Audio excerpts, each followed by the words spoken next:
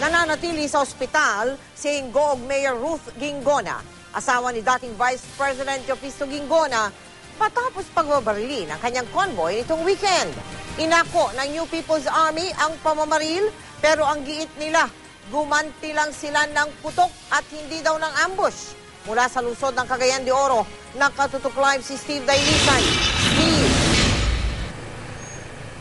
Meligtas na sa kapamakan itong si Ingoog Mayor Ruth Gingona matapos pagbabarilin yung kanyang grupo nitong Sabado ng gabi habang papauwi galing sa pamimiesta. Ligtas na rin yung kanyang bodyguard at kasalukuyan nagpapagaling dito sa ospital, pero dalawa dun sa kanyang driver ang sinawimpalad. 9 na taon din silang nanilbihan sa alkalde. Maagang dumalaw sa ospital si dating Vice President Jopisto Gingona para alamin ang kondisyon ng 70 taong gulang na misis. Kasama niya ang anak na si Senator T.G. Gingona. Nasa recovery room na si Mayor Ruth matapos operahan kahapon para alisin ang mga shrapnel sa kanyang braso, binti at likuran. I'm very sad at what happened, but I'm grateful that in spite of all the attacks, my wife survived.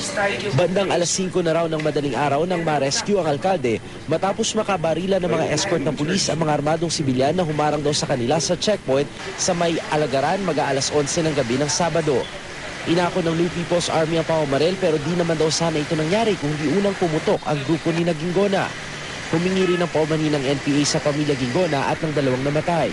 Patuloy ang pagtugis ng mga pulis sa mga sospek. At sinabi rin ng NPA na ang dahilan dahil gumawa sila ng checkpoint at lumabag daw sa kanilang polisiya na bawal ang armado. Yung mga kasamang armado ng nanay ko noon, Philippine National Police. Dahil pulis sila, may baril ang pulis, hindi ba? Nananatili naman sa operating room ang isa pa sa police escort na si Roland Benemerito na sugatan sa pamamaril. Nakaburol naman ang magkapatid na bodyguard at driver ni Mayor Gingona na sina Nestor Velasco at Bartolome Velasco. 9 na taon daw ng libihan ng mga ito sa alkalde. May mensahe ka dun sa mga gumawa nito sa mga kapatid? Justisya mo nang mag-consent. We feel for them and grieve for their passing away. Parang walang There's no real cause for that. There should have been no ambush whatsoever.